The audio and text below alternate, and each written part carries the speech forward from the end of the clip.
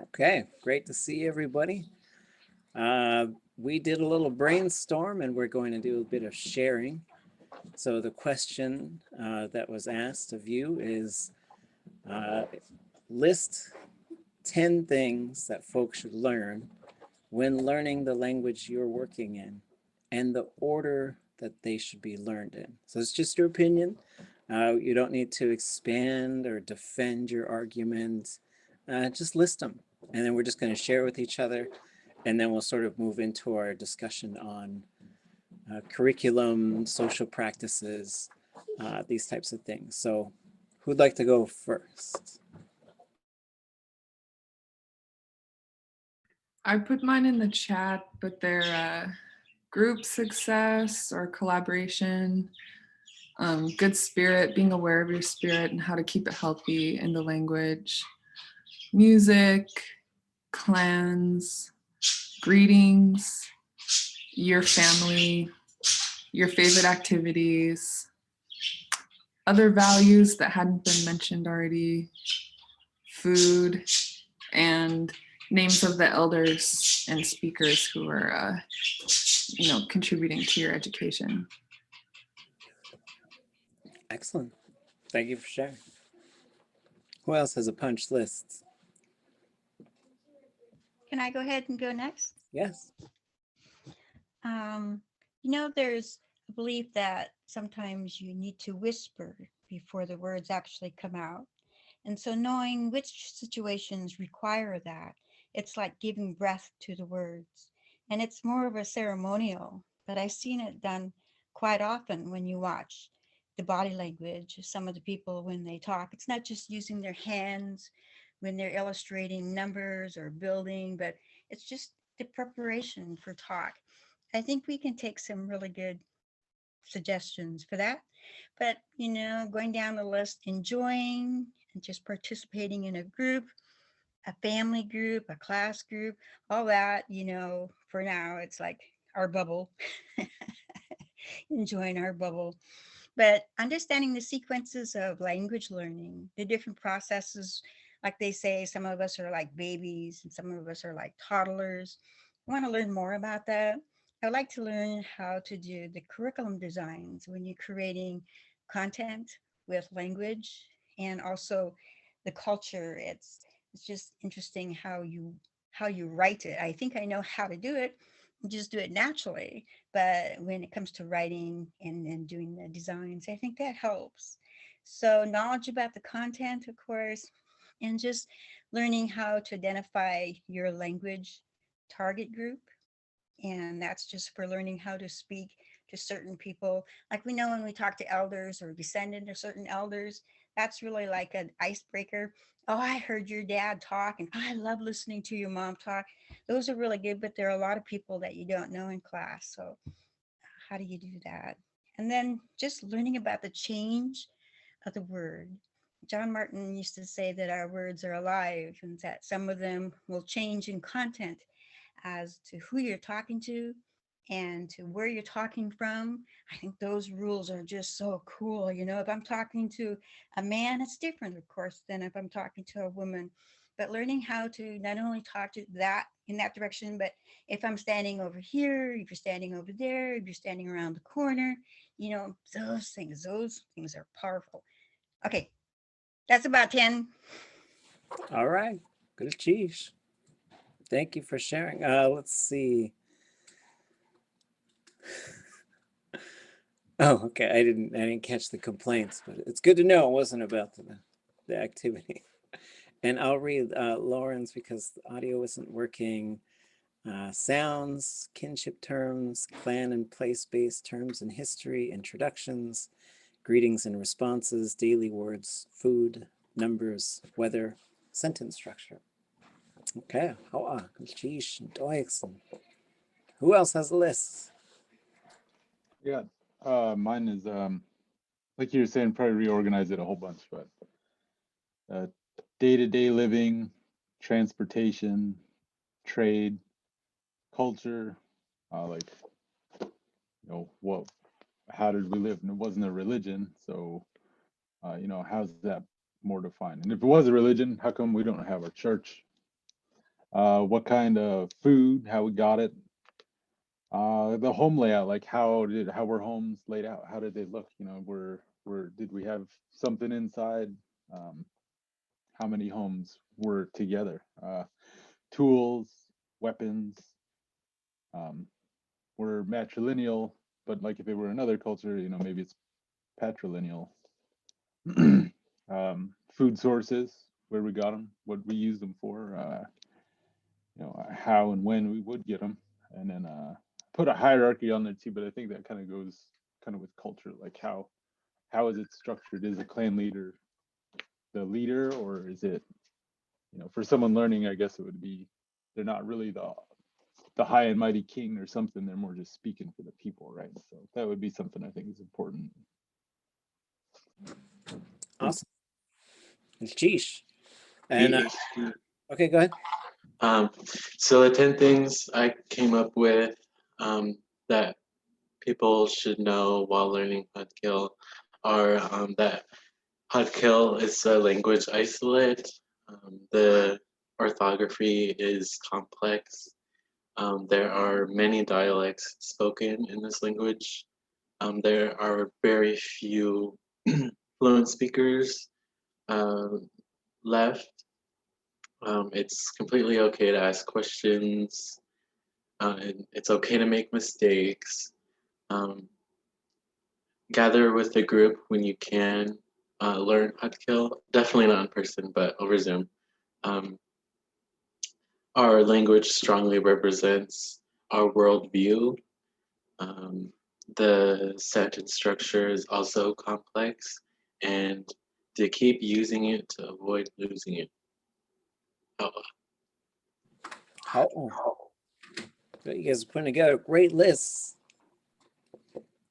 I don't think I have 10. Well, I know I don't have 10, but I guess what I do have is vowel length, tone, question structures, unique sounds, kinship terms and clan relationships, how to possess nouns, intros, conjugating some verbs, and then, yeah, I don't know. I sort of was like, I don't know what to do after that because that's where I'm at.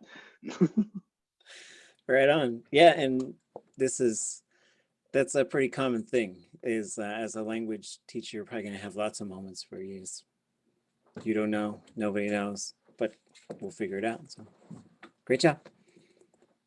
Who else? I can go. Yeah, I think the interpretation of this assignment, I was thinking specifically on like 10 things within the language. So I might have gotten a little confused. And I didn't get a chance to reorganize in order of priority, I guess.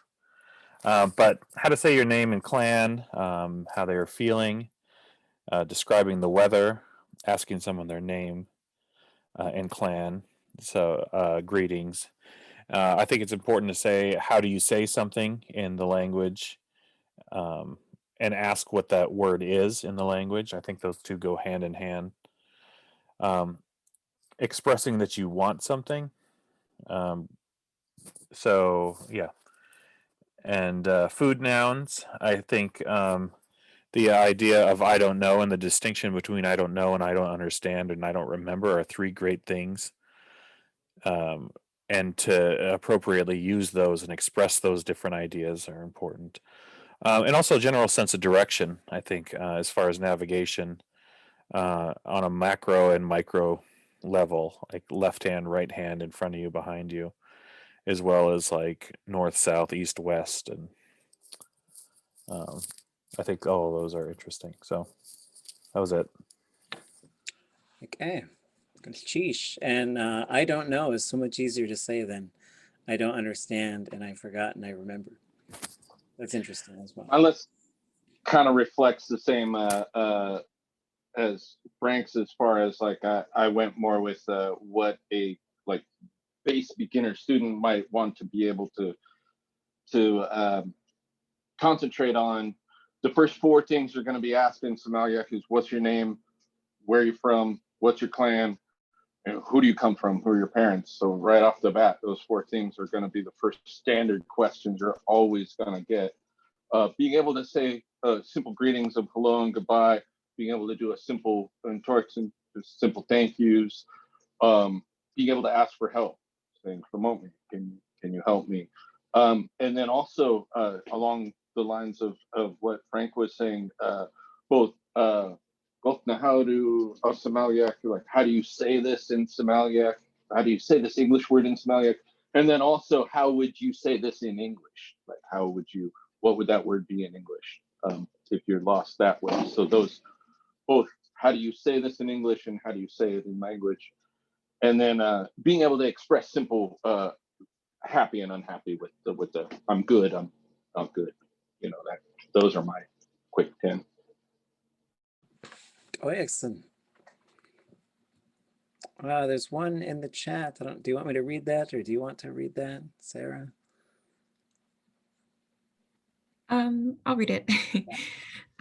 So this is kind of in a particular order, but once I got towards the end, it's also not in a particular order. I thought the first thing that every learner should know is like everyday vocab, so that you can start getting into a pattern of like using language every day. Then once you like get a little bit more advanced, know the grammar and sentence structure, so you can start putting together your own thoughts and sentences, previous orthographies, because when I started using all the different dictionaries, had no idea that things were, there was like updated orthographies, relationships with other languages, who was involved in your language learning community. And I also think that it's really important to know their previous experiences with their language learning journeys, and how can you effectively work and collaborate with them. Oh gosh, where am I? Oh yeah, and then once that learner is more advanced, they can start learning words and phrases around specific activities. Then what resources are available to learners, like what are publications done around your language, and what linguistic terms are important to advanced learners to discuss complex ideas or other complex aspects of language that you really need to know, like linguistic terms about, just basics. And then once you're quite advanced, you start seeing how language ties into your overall culture and how those two kind of evolve together. Hoa. Great. Let's see. Sid, you put yours in the chat. Do you want to go next?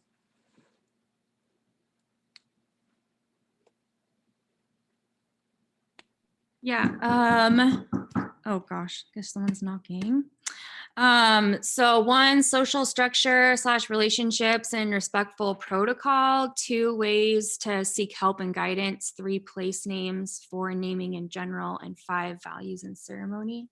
I kind of think that they're all sort of equally important, but so I don't know if it's hierarchical, but all of those things. Okay, great. Yeah, sometimes I'm going to ask you folks to just because we've got to think about like where's the starting point, what comes next, and I think it's a fluid thing, and so I'm kind of anti-hierarchy just in general, but every now and then I'll ask you folks to do stuff like this just so that we can just start thinking about how do we organize the thing, how do we get started, how do we keep going, what comes next, because I don't want you to be out there and then walk into a classroom for your class and just not really know what to do next. And I've been in that situation where I just revert back to teaching sometimes the exact same thing. And that was a long time ago, but I just want to make sure that you folks aren't ending up in that sort of situation. Anybody not share? So you're listing 10 things that you think. I need to go still. Okay, go ahead. So I wrote introduction, kinship terms, greetings, feelings or needs, foods, place names and directions, group of people names, clans, movements like walking or like body movements, traveling, and values. Sheesh. Sheesh. Great job. I can go. I have a baby here, so it's her growling, not me. I would start with our traditional territories of BC and Alaska, our histories of migration to Alaska, and our clan-based system. And then I would go into how many speakers we have left and how many learners that we have. And then we could start getting into conversation of greetings, objects in the room, weather, and protocol. I think that was 10. It might have been more. Fabulous. Deutschen. Anybody else? Is that everybody? I can go next. So sorry, go ahead. That's okay. Sorry, and then I'm going to have to hop off.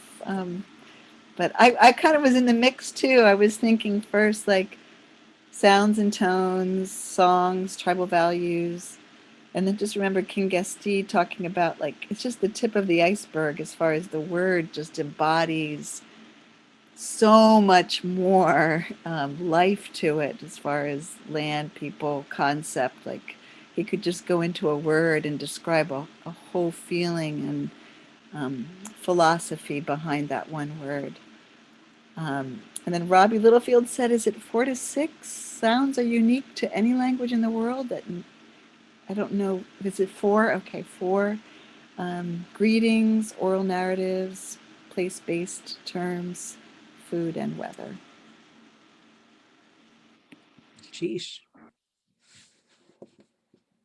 Is there another? Yeah. Okay. So I started off with just knowing that they are supported in learning the language, because I know that like where I'm from, we don't have any fluent speakers. So it's kind of like that, just that dissonance, just getting to that, and just kind of explaining to them like the importance of allowing the language to connect to your innermost being, or in like other words, understanding the importance of language to identity and why we're bringing it back, and just kind of that history. And then moving on to pronunciation learning and practice, and then applying that pronunciation to common words and greetings, and moving on to more family terms, just as a gateway to self-introductions. And then just working on basic vocabulary and just the very beginning of sentence structures, like the basic sentence structures. And then just continue learning animal names, place names, and other vocabulary. Just and going over like sentence structures, just so we can get to a little more complex sentences and phrases, just being able to take the different aspects of sentence structures and begin putting it together themselves. I think that's about 10. Hooray. Thank you, Katie. Let's see. I'm looking at my list. I had Go ahead. Oh, okay. I started with building a working knowledge of the culture that the target language comes from. Then moving on to sounds and starting to build a working list of nouns to learn to help, build that muscle memory of all the sounds of the target language. And then start to get comfortable utilizing the available language resources, moving on to greetings, feelings, and departures, some kinship, the question structure, weather language, and then moving into verb conjugation. So I had made a note, just maybe some moving verbs. Sheesh. Ukecha. Is that everybody? I didn't go yet. Okay. Okay, so I'm not sure if they became in order of priority, but I kind of started maybe things I needed to learn. I don't know. Okay, so know who the Haida people are and where they come from, the history, beliefs, culture, and values, clans, kinships, family structure. Haida is an isolate language, but there are multiple dialects. And then I kind of wasn't sure if I should go narrow or broad, and I'm not sure. Okay. It is difficult, but worth it. make mistakes, don't give up. Dias hadkiskusu gijutha. And those last two mean speak Haida to me and listen. How wonderful. Any others? Okay. Fantastic. And so we're going to do stuff like this probably a lot on Mondays, just sort of start the class with a little bit of a brainstorm and a sharing. And this kind of stuff should be just hovering around your thoughts. And sometimes what we're looking at is sort of a narrow view, like, okay, this is the first day of class. What do we need to do in the first day of class? Or some of this is sort of bigger picture, like if someone goes through an entire program, what are the things that they need to know, and how do we make sure that they know that, and how do we make sure that well, we're going to get to a couple other questions here, but I guess first, can someone tell me how to say it's February 1st in every language that's being worked upon in this class?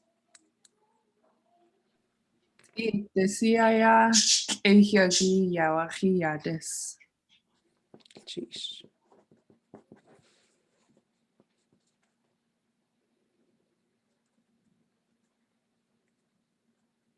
Haida or Simshan or Degaton? I know how to say January, but I know February translates to it's upon the north wind, but I don't know how to say that right now. So January, we're still on January to me. Hatley Sualints, that it's upon hunting time. And then one abstract is cool. Oh, yay, cool. Direction. It's Hatley Wilgus Yak for February. Oh.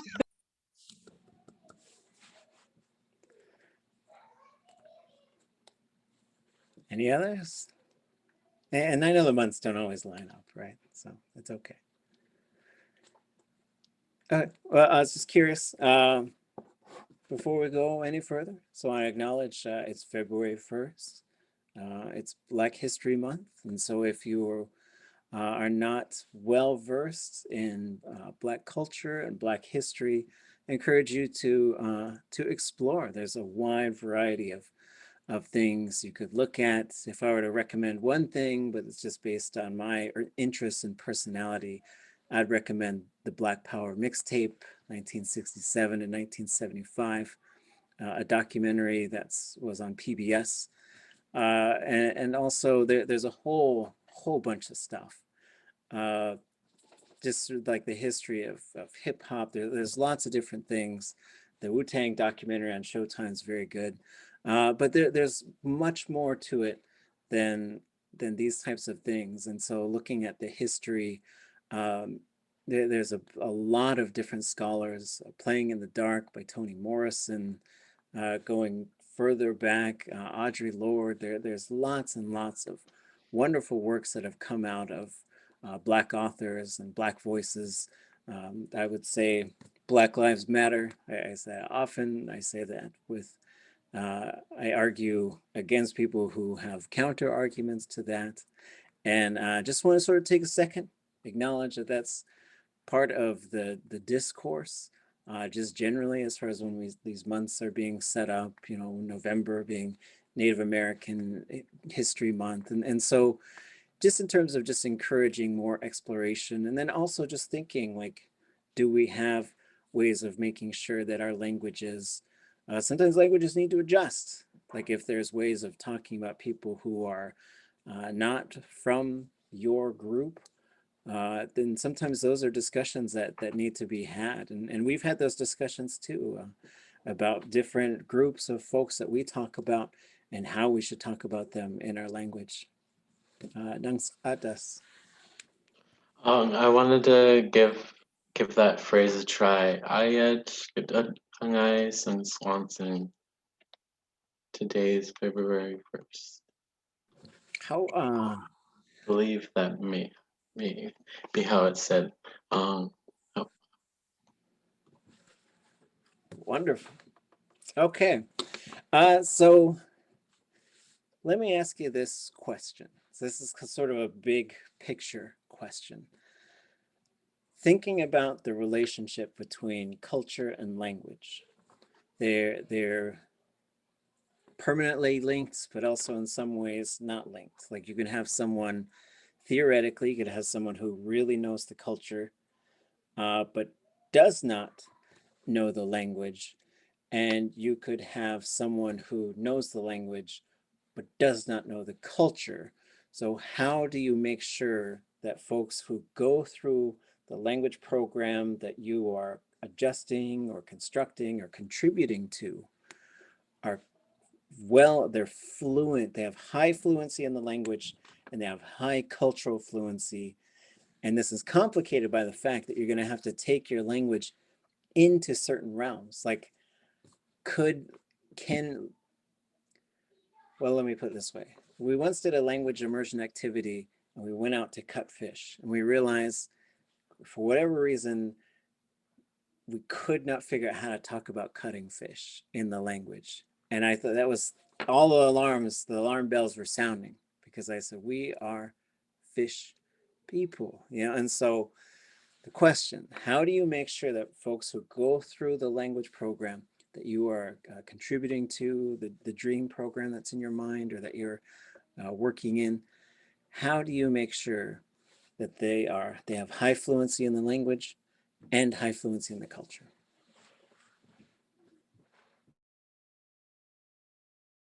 I think you have to involve the elders from the places there, if there's any alive, and make sure you're digging up the resources from the people and not the readings or other ways where it's sort of like telephone down. But the elders who are raised in the culture and have those values as much as possible and have them come into your classroom or what you're working with. And I think you also really need to be doing the cultural activities instead of learning the language in a Western society table, worksheets, homework. You need to be out there fishing, hunting, gathering, making art, and those all tie hand in hand. So I think it's really important to be doing those cultural activities so you're making sure you're covering all of the grounds that you need to, all the words, and then that also puts you in touch with the ancestors and our true sense of our way of life. Sheesh. Other contributions, thoughts?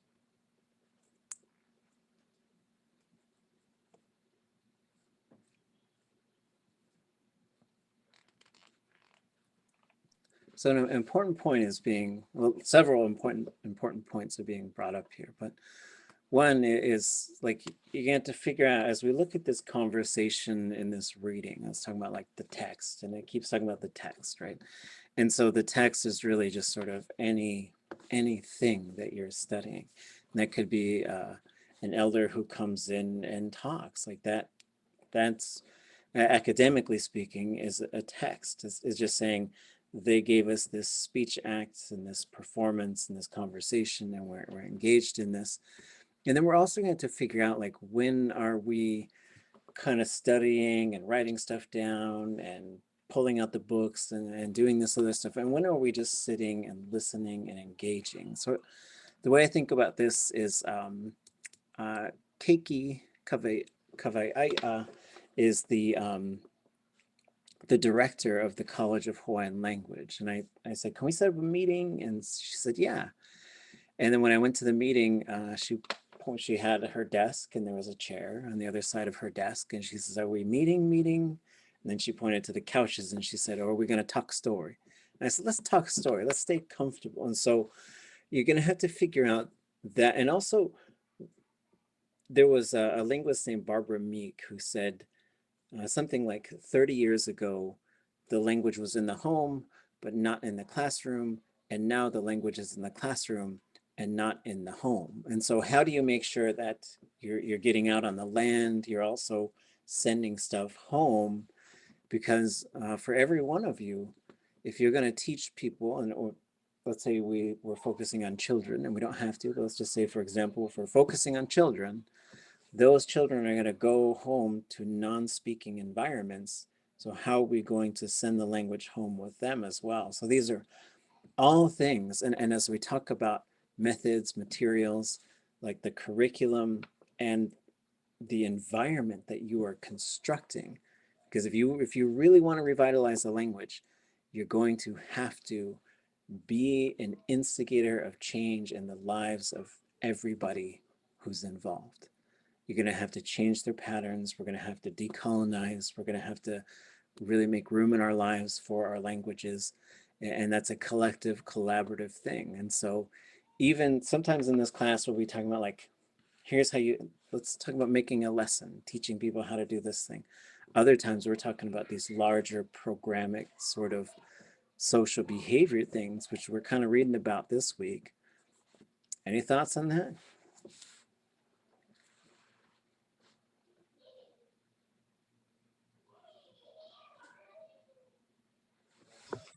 For my when I was learning Shamalia, I think I was really lucky to work under Ashley Dow, where she took me in as like she was my mother. So even though I was in public a lot, she was always right there by my side to tell me what was appropriate and what wasn't appropriate. So as a teacher, I know you need to stand by your student's side to, you know, be their mother or their auntie to go out and do stuff.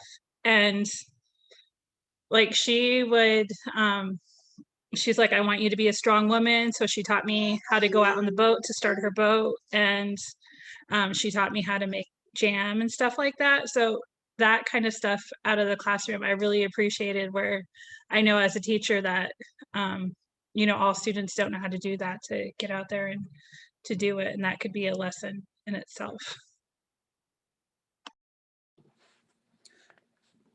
Excellent. Yeah, so in addition to the teaching aspect and the language and the sort of the kind of nuts and bolts of teaching the language, we also are seeing like there's a need to reconstruct a lot of aspects of the culture, to reconnect them.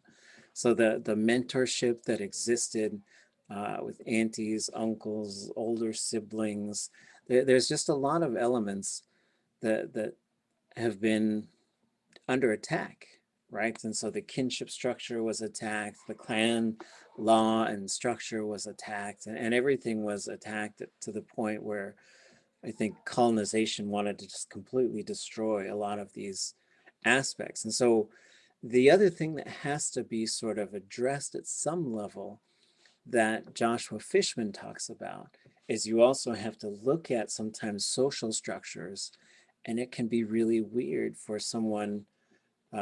You can have a nephew teaching the language to an uncle, or a niece to an auntie, or to a grandparent. And this puts everything, it turns the world upside down in a lot of ways, because now you have to sort of do some reconstructing, especially if you don't have speakers, right? I mean, this is living with some of these realities can be extremely challenging, and just sort of at some level, we're just trying to teach people just some basics, like here's how you say this, here's how you say that, here's how you sort of begin to understand how the language works. But then to get folks to live with the language, so what we call the vernacular. So let me ask you this. People use language to talk about stuff every single day, right? Just think about the course of your day, the types of things you talk about, and you don't have to list them. But if we said, okay, now we want you to talk about all of that stuff using the language that we're focused on, but using an Indigenous language, how do you make sure that that is the language of choice for people, and that they have the tools to do so? So whatever they want to talk about, the goal is we're going to have them talk about it in the language. How do we get there? You know, Slayana, sometimes it's just the validation, and it's just a simple statement that we run, our self-dialogue, something to remember as we're going about carrying on with our language. I went to a class before this one, and it was on Aboriginal land, and it was, you know, and how it's connected with our ourself, our soul, and our language. And one of the things that they talked about was, as much as they tried to take everything away, and as much as they tried to kill everything, we still own our language. So something like that, that kind of statement, something that kind of turns things around in your mind, that gets you to know that we still have it and that we're going to keep it and we're not going to let it go. So I'm not sure what you call that kind of belief, but just learning to change our self-dialogue, I think, is the simplest way that we still have it. A lot of people could say that we almost lost it or that we're losing it, but we did not. We still have it.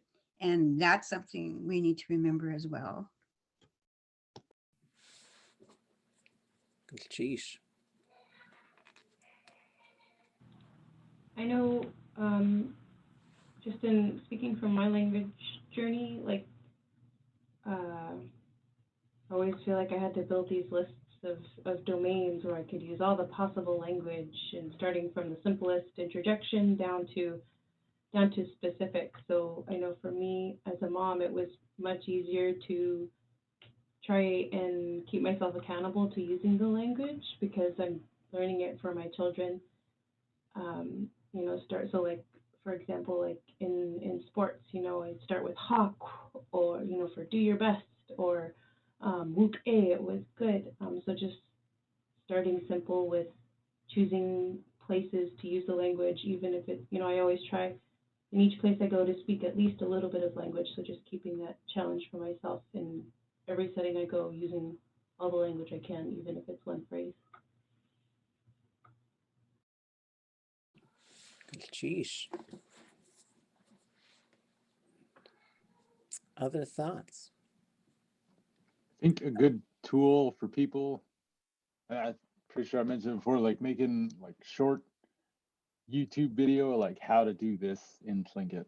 Like people can look at it on their phone on the go anywhere, and just like cutting up a saw, you know, how, you know, like they're cutting it up or Guacan, and they're like, hey, we should see how we do this in Tlingit, and just access, you know, have access to that so easily, I think is a big help. And I know having all these resources is awesome, but if there were a way to put it all in like one app or one place, that way it's all searchable. I mean, I think that would help a lot of people, because that helps the learner too, because then either way you got to look it up, you got to know what you're looking for and how to say it before, you know, you even figure out what it is you're looking for. But I think just having some more resources and hands-on, like what to do, no matter what it is. Okay. Sheesh. I think finding the words to express myself in Tlingit is a lot different, like, thought process from listening to fluent speakers. But I'm always trying to connect those two things. And one thing we do in study group is like, okay, we have to write 4 sentences about our day, and we just start in English and make it real simple for the sake of working together in a group. And we always say that don't overcomplicate it, just a simple meaning or thought. And then it'll be a combination. We're working together, and sometimes people will be like, oh, that kind of sounds like Kingisti used to say itu yeyati, only you can say hatu yeyati. Instead of it's in you, it's in us, and substituting one word. And then other times it'll be a long process of looking up a verb and then finding the right form and then just sort of trying to piece it together. But I do think it helps to make your thoughts really, really simple and then try to change them from there. Okay. Yeah. And every year I'll have students who have these great lofty ideas, but, you know, to be honest, we're at a building block level, and they're like, I want to translate the sonnets of Shakespeare. You know, I'm like, well, do that later in life, you know. And so it's a lot, it's similar in the way I think about it, is folks who want to learn how to play guitar and they're like, I just want to play Voodoo Child, man. I want to learn all these scales and chords, and that's boring. And this is boring to me. And so, and it's kind of like that, but like nobody knows how to play guitar anymore. And so we also have the never ending pressure. So there's pressure to get it right. There's pressure to figure this thing out before everything's gone. There's, running into dilemmas where there's nobody left to talk to, and there's lateral violence, and that, and so it's as you sort of go into thinking about your curriculum and your materials and your method, like all of this goes into it. Like, how are you going to set the tone for your classroom and maintain it? How are you going to maintain safe spaces? How are you going to deal with corrections? How are you going to deal with grammar? How are you going to deal with the whole sort of the mindset, the other day, someone said, how would I say a child on the beach? I was like, oh, well, if you're using this for a name, you should know that means they got no clan house, because, you're calling them a bastard if you say that. And so we had to sort of have that conversation, which is a cultural component of the language. And I said, things on the beach are, for what, there's just this logic there, and think it. And then I also said, there's this other thing, like, how do you say the beach? And it's, well, it depends where you are. If you're on the beach, you say it this way. If you're up on the land, you say it this way. And if you're out in the ocean, you say it this way. And so sometimes there's a whole logical framework that you're trying to also sort of nest inside folks as well. So like, as teachers and also your learners, I think all of us who teach Indigenous languages, at least a lot of us, unless you have some huge vibrant program where you've got 1,000 teachers or however many 100 teachers, you're usually kind of like, okay, I learned that, I better go teach it to someone. Then they'll ask you how it works, and like, I don't know, I just learned it. And so you're just staying ahead of your students, and it's interesting, it's fascinating. I know we talk about lateral violence. I was also thinking, and I was kind of joking, but like, when someone comes from outside of your culture and then they become an expert, and then they do some sort of lateral violence. So that's kind of diagonal violence, because they're also like sort of, they get social power that you don't have as well. And I spend a lot of time thinking about this kind of stuff.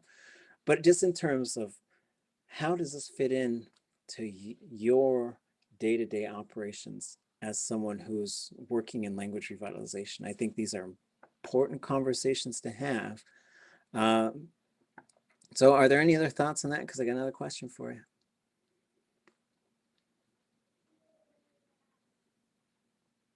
Okay. Name one place that you would like to take the language that you're working in, and then tell me how you're going to do that. This is off the top of your head. Like, I would like us to use the language doing this, and here's how we're going to do that. And I'm not saying you got to figure it all out now, but just sort of start roughing it out. I've been a lot of thought on that. To get the language on the land, so we're learning place names and using them. We have to be able to get out there and be there all the time. And making dugouts is really hard, but making them in like I was talking about, a strip style would be so much more cost effective, and be able to get more people out on the water, less money. Classes would be able to do it. I've had a middle school class that built a house post in less than a school year. So it's not impossible to build, a scale model and then a big one. That's like, I guess, the general step, but to get there is learning how to make them, the language that's there, and how to build that language up, and then getting out on the water. You're bringing back some, there's people who know how to do this, but very few, right? So you can count the people who even know how to do this on one hand. And so, and then now you've got to figure out a whole bunch of vocabulary. So all the parts of the boat, and then all the different things. We're just talking about all the different tools. There's a whole bunch of new tools, and they're each going to need names, right? And so but this is nothing new, because as people are wood carving, they've had to invent tools to get like certain undercuts and and like, so I had to invent this thing and I call it the whatever knife or whatever thing. And so we're gonna have to figure that out. So we saw Yesh Yatzin Nicolan, and he posted a picture of this type of plane that was sitting on a canoe. And so I was like, tell me about that thing. What is that thing? Because, you know, and then I want to go find one myself, but I was also wondering, like, what is that thing called? And so he said it was called like a box scraper or something like that. And so just sort of thinking about, well, we should come up with a name for that then. And so there's the names for things, but then there's a whole bunch of the differences between cut that, adds that, plane that, you know, and you're gonna have to scoop this out, make it this thick. There's a whole bunch of stuff you can figure out how to say. So this is a big part of what we need to do, is teach people the language, get them talking, and then start bringing the language back to all these different areas. But it takes strategy, or else you're going to go there and everyone's going to be frustrated, and then they're just going to switch to English, and then you're going to you're going to feel disappointed. And so instead, like, do and make sure that all the stuff is there, and you're going to find a whole bunch of stuff, and you're going to discover things about the language. Like when you talk about skinning a seal, that's different than skinning a deer. It's a different verb for Tlingit. And so you're going to have to find some of these things. And the reality is you're going to have to reconstruct some things. Like you might have a thing where, like, we don't know how to say that, and we don't know how to do that. And you go to the elders and you go to the speakers, but the reality is you might only have a few left. And then if they don't know, you're just going to have to make it. And those are big discussions. Those are language community discussions, so that hopefully you say, okay, like, do you folks know how to say somebody's ice skating on the lake? Can you say that? Can you say that in your language?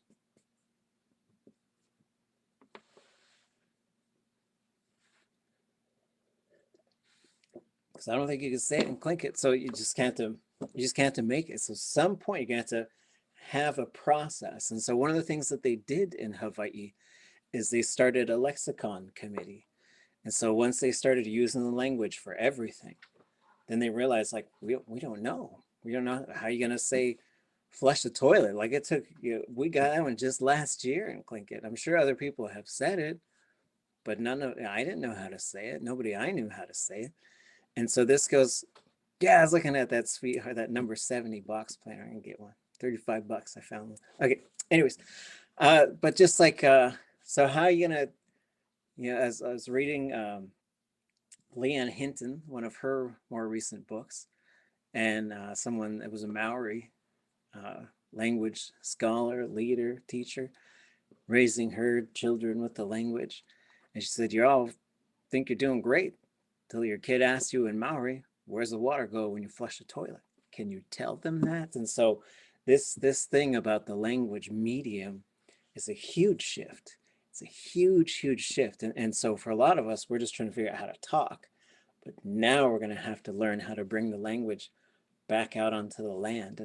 And hopefully it's a celebration, because it's hard, but it's also like, this is the act that we're trying to do, so that we can, let's have basketball night in Haida. Let's have, like, I that'd be great if we could, whenever we get to this post-COVID universe that I keep dreaming about, that we can all like coordinate and have a restaurant that would have, it's Haida night in that restaurant, right? And so if you stay in the language the whole time, you get 15% off, or you free appetizers, or something. There's got to be, and so that we're starting to reclaim some spaces. And we did this during an immersion event in Sitka, where we had lunch in the Elks Lodge, which I was nervous. I don't know, I was nervous because I know there was an Elks Lodge in Skagway, and they used to have kind of a pretty firm, like, no natives here type of policy. And then we had an immersion at Mount Edgecombe High School, and we had an elder who she kind of had onset dementia, and at one point she turned and she says, "Where am I?" And I said, "You're in the basement of Mount Edgecombe High School. We're having an immersion." And she said, "Bye. I used to run away from this place when I was in high school," you know. And so like to go, and sometimes we're reclaiming certain spaces, but we're also trying to take the language into certain spaces. Thoughts? I think a lexicon is a brilliant idea. I like it.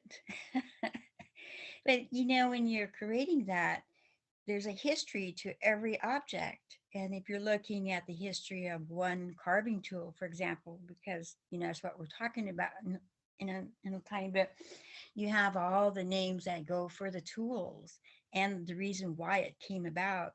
And have some tools, because when you create a piece of art, it becomes like human. It appears in a gathering and it is given a name. So it just goes on and on and on and on. But I think a lexicon might be a really good one of the strands. Like if you're weaving, it's one of the strands that you can anchor into your curriculum. So I like that idea. And I think for if I had a situation where I love the water. You all know that. I would get a nice native science yacht. It's changing. It's like a native science boat. On one hand, we can talk about native science and we can follow the curriculum that's already established in different places. And, Mr. Jackson from Cake used to get on board, forget the name of the boat, but it was owned by Paul Allen, and they would come in every year and they would integrate traditional knowledge with science, and they would do it through mapping and other technology. And I think, wow, that's beautiful. And so it might be that we begin with a canoe and then move on to a fishing boat, but then eventually we get into a native science vessel and we start to handle where everybody who wants to be involved, will be there because they want to. And it might be that you begin with just remembering. I know this book here called Our Food is Our Tlingit Way of Life. We have some descendants that are right here with us in our group, and they have tidbits of information that they can share. So I think a lexicon and then being in places where it actually makes us want to learn, where we don't want to miss it. We don't want to change back because we want to keep it alive. And so I like this idea of being on the water. Something else too, I think, is like culture camps. I've been at some over the years, and they've had like handouts where students learn some of the language, and then we go cut everything up, and there's elders there, but I've noticed that they're not right there over your shoulder talking about what you're doing. As many elders as they've had, and it would be better, I think, to have a culture camp with every season, because every season we have different foods we gather. And we used to move with the seasons to different homes, and that's got to be something more than just once a year when nobody's working. I mean, that should be your work, is that's what you're doing, and just being on the land and harvesting for the different seasons. And like one thing I've always wanted, as soon as I heard about it, was dried cockles. I was like, I didn't even know you could dry cockles, because I thought you would die eating them. But I mean, things like that. And then like dried heron eggs are like my favorite, and I don't really know anybody that makes them anymore. Just so few people. Me too. Me too. Like my dad would say things like he'd pull up a bullhead, and I don't know if anybody else does this, and I don't mean to be rude or anything, but he would say something and drink it, and he would spit into the mouth of the bullhead. And I asked him one time what it meant, and he would just say he wouldn't even take the time to explain that. And I think as a child, sometimes they just couldn't interpret what they were trying to say. But those things are really good to know. I just know that there's a good reason for it. Yeah, and to understand. So like the other thing that we're going to have to, when we get into the language, sometimes we're going to have to push back on a little bit, is the reinterpretation of our cultures. And so these are some things that are going to be complicated.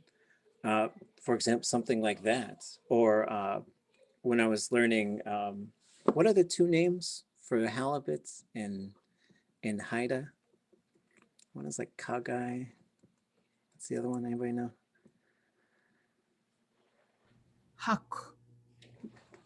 Yes, so I've got them written down, and then what Julie Coburn was saying is like the halibut is the only fish that you can insult, and so like, but some of these things are really interesting, right? And so you've got a whole bunch of different things and some different cultural sort of information, and sometimes if you're going to tell that to someone, they might say, well, we respect everything, and you say yes.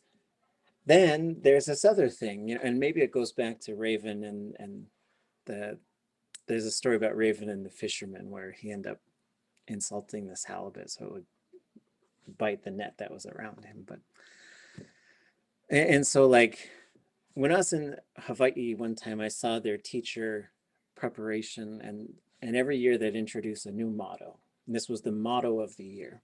And so when you build that language school of your dreams, like every year, your teachers should be getting together and they should be developing the next year's motto that they're going to be implementing through everything. So there's this undercurrent, and you've got everything you teach, but then you've got these sort of themes that you're focused on for the year.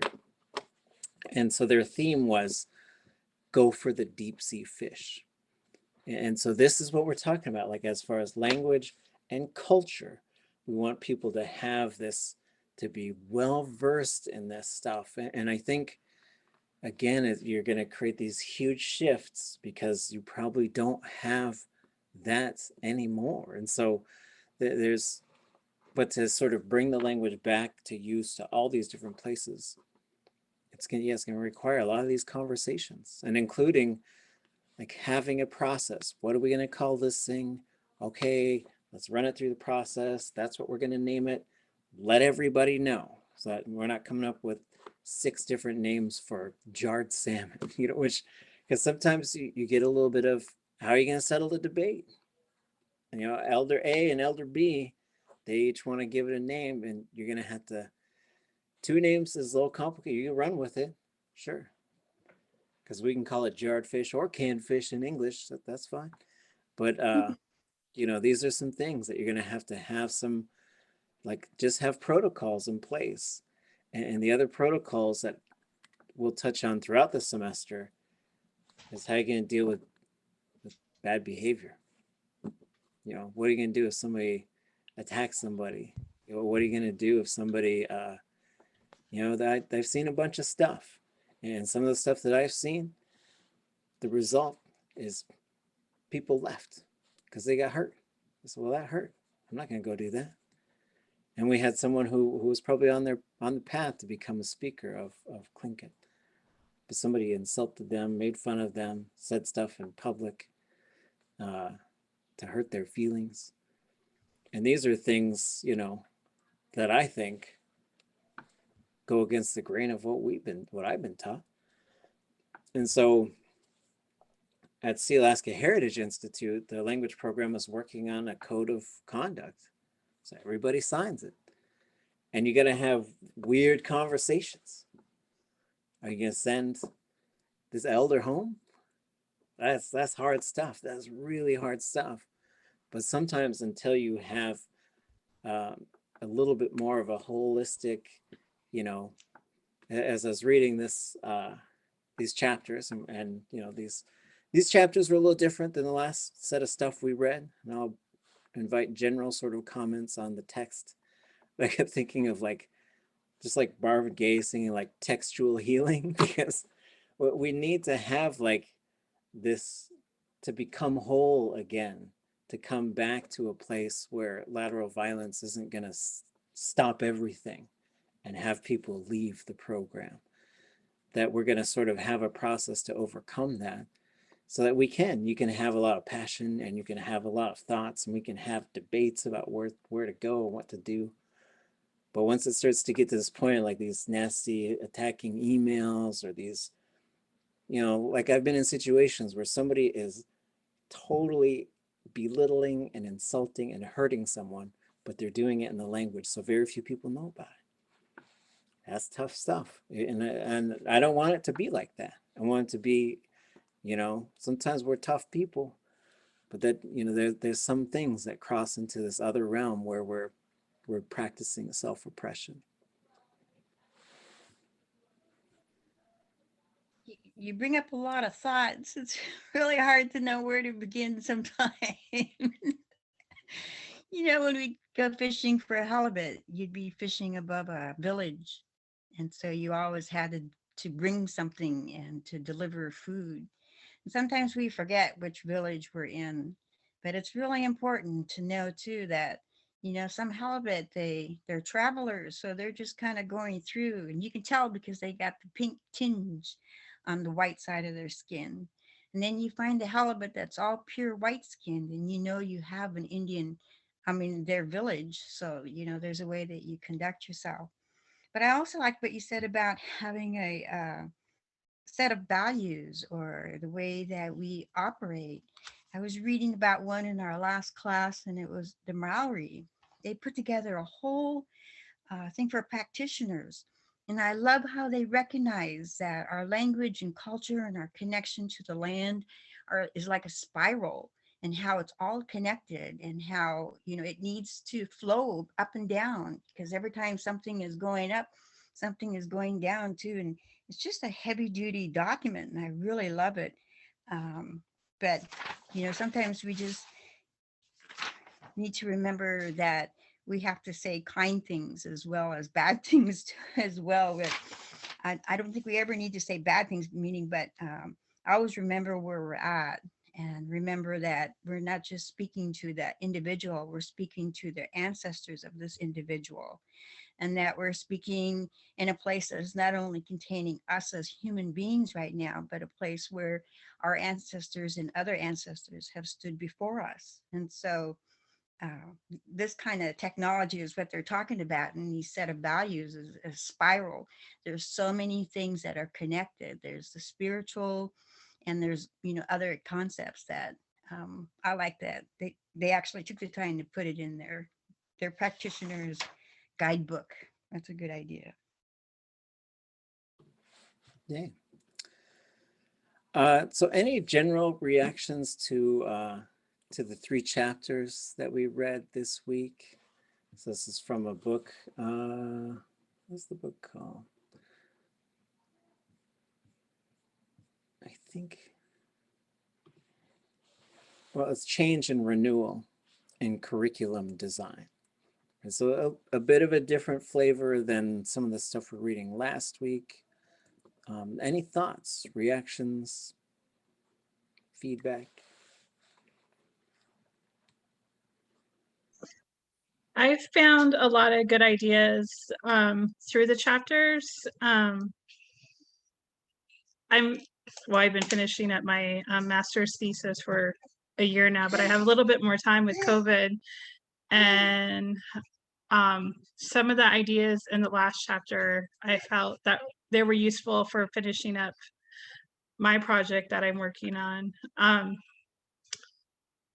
In Shamalia, we have 2 orthographies that we work with, and under Ashley Dow and Medigue, I was asked to use the Alaskan, and then now that I'm working with Alaska, I'm able to start learning the Dun. So sorry, that's my granddaughter, but I thought some of the ideas were really good on how to start creating the curriculum, so I thought it was useful. I didn't like the second chapter because it kept on telling you stuff that wouldn't work, so I didn't like that chapter. Yeah, it was a bit reductionist in terms of like this thing, that thing, this thing, that thing, right? And so like always sort of presenting these, what they call dichotomies, right? Which is you're stuck between these 2 different things. And I think it's always more complicated than that, but I think that's a trope that is in, I don't know if it's English or colonial methods of thinking, but just sort of like, are we going to do this thing or that thing? Or is it this thing or is it that thing? And I'm always cautious of those, although I understand like it's a logical tool that can sort of be presented. Yeah, any other thoughts? Reading, go ahead. I really like the questions at the end of the second chapter. Well, it says tasks 1, discuss or debate, blah, blah, blah, blah, blah. But it's discuss whether or not you agree with these statements. They're really interesting. I don't know. I find them interesting. A knowledge of grammar is necessary for authentic communication. It's like you're supposed to discuss whether or not you agree or disagree with that. And I don't know. I find the questions very interesting, I guess. Okay. Kind of expanding on what Victoria was talking about, I noticed in the reading, I would identify things like, oh, our Saturday Samalgak language group, the teaching methods in that would fall under communicative language teaching. And I'm like, yeah. And then I read all the positives, and then it gives me a whole list of negatives of why that just don't work. And while same with hearing that, that's a little disheartening. It did actually put some focus on some of the things that we can put focus to make sure don't quite spin out of control with trying to wrangle in a whole bunch of different methodologies or things like that, or coming at it from too many different angles. But other than that, I enjoyed it a lot better than last week's readings, which the third reading of which had me just looking up words the whole time. Yeah, that third one was very technical, but it does give you a lot of good stuff in terms of, but again, like language revitalization, it doesn't require all this stuff, but it is good to sort of dabble in it a little bit, like especially when we start getting into linguistics as a field, and that in itself is a complicated field with many different branches and types of linguistics, and so as a field, it's not a bad thing, and it's just sort of like you have to figure out what kinds of things you're going to draw particular pieces of information from, and I would say one of my overall suggestions is try not to adhere to a singular method. Like, this is how we teach, we use this method. It's sort of like, well, if you just use one method, you're only going to reach one kind of particular type of learner. So some people learn really well hands-on, other people they want to read and write everything, other folks, they need to hear. And so what you're going to have is probably a little bit of everything, and also have a good idea on what types of things you're using and when and why, which is the big picture part. So again, sometimes we're just trying to create a little lesson, right? Like, how are you going to teach us about the different parts of a salmon and the life cycle of a salmon? Like, could you write a lesson that just teaches, going back to that Maori thing, I was driving with my kids and I was talking to them, I talked to them in Tlingit, and they said, hey, look at the swimming pool. And we're going by the Diepack fish hatchery. And I said, no, that's not a swimming pool. That's where the baby fish live. And then my oldest says, oh, well, with their mommies and their daddies, right? And I said, oh, I got to explain the whole salmon cycle. And so I did it in Tlingit. And she understood it. And so these are some things and so you're going to have to grab a little bit from everything. And just in terms of, as you develop as a language teacher, sometimes you're going to be dabbling in the big picture stuff. Sometimes you're going to be dabbling in just the sort of the minutia, like just this single lesson. How am I going to teach people this thing? And how are you going to make sure people are learning? And how are you going to make sure they're not getting bored? And how are you going to make sure they're, there's activities? And I think about this stuff too, as my kids talk about their teachers at school. They're like, so-and-so doesn't play games, and this other teacher plays games. And I'm like, it's not their job to entertain you, but these are things to just sort of think about in terms of, and when you build that school, and it doesn't have to follow the thing that everything else does. As we were doing some research, a group of us that were looking at developing medium schools here in Southeast Alaska, like maybe the school's 11 months out of the year instead of 9. Maybe the day starts later. Maybe everybody just goes hunting instead, and so like there's just figuring out what it is and what can it be how can you make it? Sometimes those are big picture things, and then the small pictures. Well, for example, here's our last activity of the day. What are some subjects, the school of your dreams, like if you were to construct a school, and I would say most places that have revitalized their language, they built their own school. There was a huge component of it. I don't know if you can really bring a language back without doing that. So maybe the model is, maybe it's here in Juneau, or maybe it's in Metlakatla, maybe it's in Heidelberg, but there's a school, and that school is run entirely in the language. And the Tekinag, where your folks would be. So if you think of that school in your dreams, what subjects would you teach, and what do you need to teach those subjects?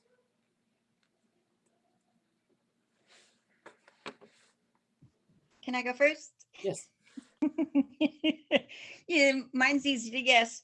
It's like a native science, so it would be a mapping, concentrating mapping.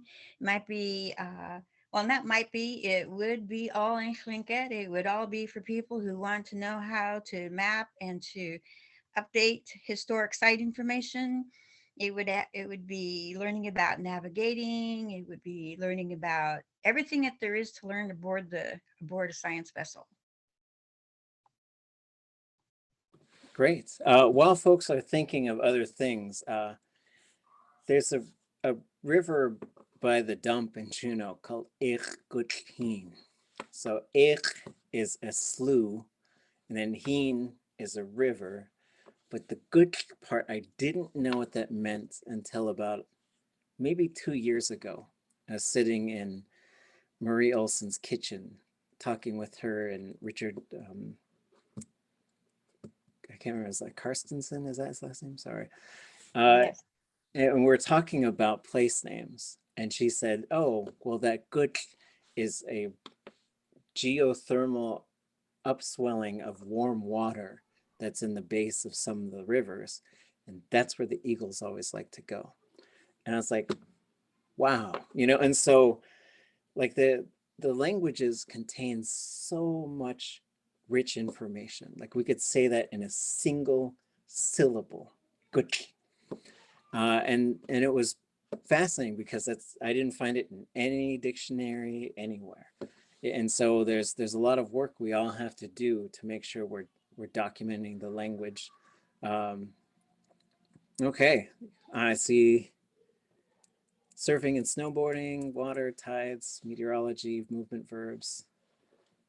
I don't know what that last part is. How to shroud the Nar. You got to translate that for those of us who don't know what that is.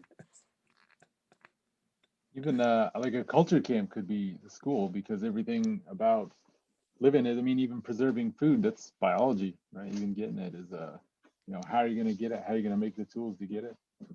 Math, science, everything about that is every subject in school.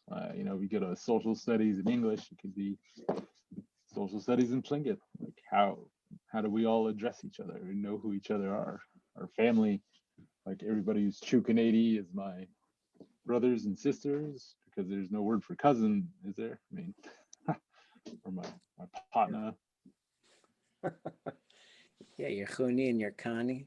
Yeah, I think one of our goals is so that the school, so culture camp, I think generally speaking, is this time where we set everything aside and we just sort of live and teach a whole set of like cultural knowledge for a week or so. And ideally the culture camp becomes life, right? And then that becomes the methodology. And then we're teaching, like you could teach everything theoretically. You could teach everything through your language. You could teach history, you could teach sociology, you could teach, if you want a challenge, talk to a child about racism and the Anti-Discrimination Act in your language. Like that was really hard for me to figure out how to do. I don't know if I did it right, but just in terms of like talking about that stuff, like I really had to push the language and figure out how was I going to present this information to a 5-year-old, but I want them to know there's people who don't like us because of who we are. They're still today, and there certainly was a long time ago. And that stuff is difficult in any language, but just sort of thinking of this stuff, we're going to have to, and keep in mind, I talk about Hawaii a lot, the Maori, and like if you look at these Welsh and Gaelic and Sami and languages that have turned the corner. When you look at them, you're not trying to figure out like, how do we do that tomorrow? But you say, how do we put ourselves on a path 30 years from now? That's where we are, if not farther than that. So some of it is sort of like the moves of today, and some of it is the moves of tomorrow. And it's this negotiation, it's this balancing act. And you're also going to have to collectively figure out how to build a critical mass of teachers, thinkers, administrators who are going to sort of keep this thing going, because classically, like, everybody gets in the boat and then they just sit there and have an argument and never leave, never go out into the water, right? That's sometimes how it feels for me doing some of this work. And the goal of a class like this and the ongoing sort of discussions is to not get stuck, is to not give up, is to not get frustrated. But sometimes you do have to put some of that stuff on the table. Why is it not working? And so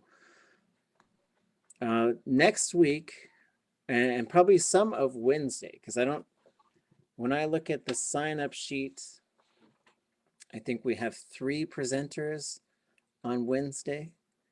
So make sure if you have not signed up to present, every Wednesday you're just presenting us with what your lesson is going to be, as like just sort of sharing with the group. And then we're just going to give some feedback. And we'll keep talking about how that process is going as we cycle through, and everybody has a chance to share one thing that you've created. And again, you're showing us something that you're using to teach the language. And you're not going to teach it to us, but you're just going to sort of, in 10 minutes, you're going to explain who you're teaching it to, what it is, how you're going to use it. And then we're going to give you, and we're just going to talk about it. And that's sort of what our Wednesday classes are about. But I think next week we're going to try some different things as well in terms of moving towards language planning and how to collaborate and share ideas using some different platforms that are out there. But sometimes you got to figure out how to reach consensus. And sometimes you got to figure out like, what's the next step and what's the problem, what's the solution. So I'm going to show you folks just a few different tools for doing that. We're going to keep reading this same text. We've got 2 more chapters from the same author. So any questions before we go?